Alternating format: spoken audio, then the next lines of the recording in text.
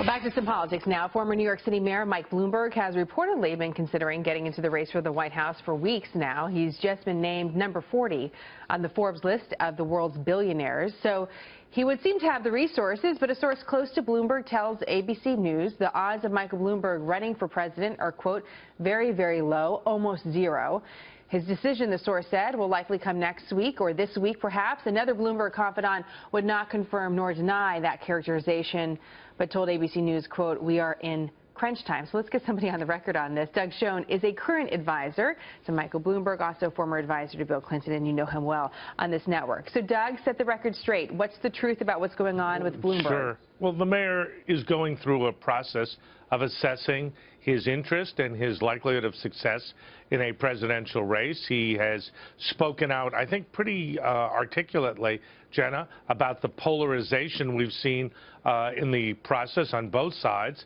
And I think he is at the point of, reaching the end of his process, but no decisions have been made, at least as far as I know. So when an unnamed advisor tells ABC News the chances are very, very low, almost zero, you say what? I say news to me. As I said, the mayor has really pretty carefully been studying the process, the electoral process, the issues, and the challenges he would face personally, given that he runs one of the most successful companies in the world. He's at the end of that process, and I think we'll know something fairly soon. Okay. How much is this decision about Hillary Clinton? I'm sorry, how much is I think the decision is really about himself and whether he thinks this is the right time for him to run. He's made it very clear the kind of politics he wants to see. I think it's about himself and his contribution into the political process. Okay, so we'll shift from talking about Michael Bloomberg until he has a decision, or perhaps you want to tell us more, Doug, and of course we'll be there for that exclusive sure. Whenever the case Absolutely. comes. In the meantime, though, I want to take a look at a little bit about where the campaigns are Sure. after last night. And because you're an advisor to potentially a competitor to Hillary Sure. Clinton, but somebody that watches the Democrat Party, what do you think is the biggest weakness right now in the Clinton campaign Sure. moving forward? A couple of things. There was relatively low turnout yesterday, as there's been before. Hillary Clinton's support is concentrated with African Americans, minorities, and older whites, particularly older white women. So I would say that while Bernie Sanders, I think, won 4 states and caucuses last night, there are some warning signs for Secretary Clinton, even though it was, by all accounts, a big night for her.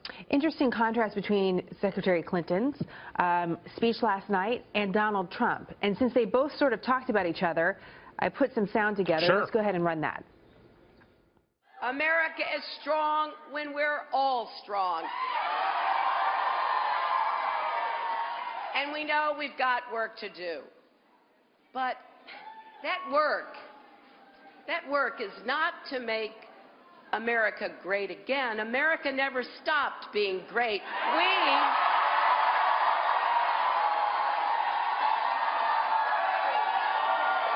We have to make America whole. She wants to make America whole again, and I'm trying to figure out what is that all about. Make America great again is going to be much better than making America whole again.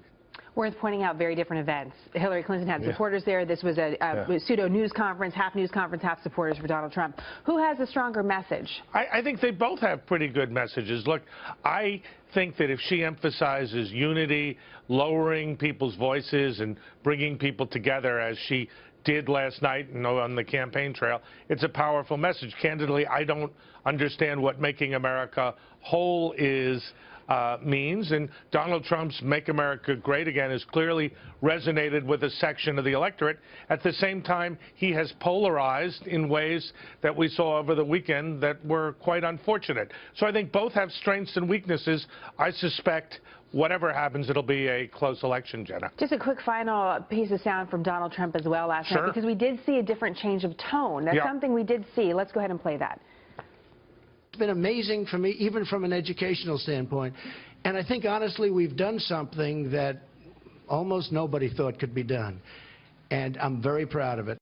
This was coming out of saying this is a special time for him. His daughter's about to have her third child. This has been a very interesting time for him.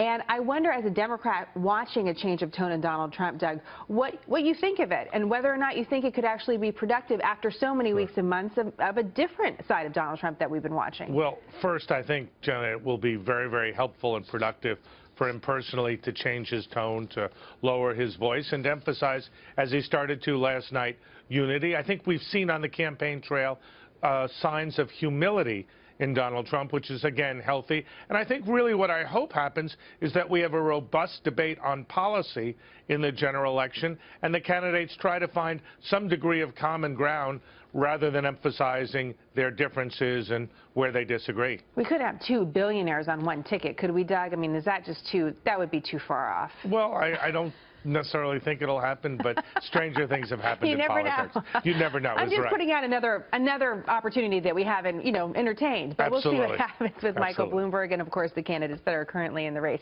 Doug, great to see you as always. Thank you. Thanks so much.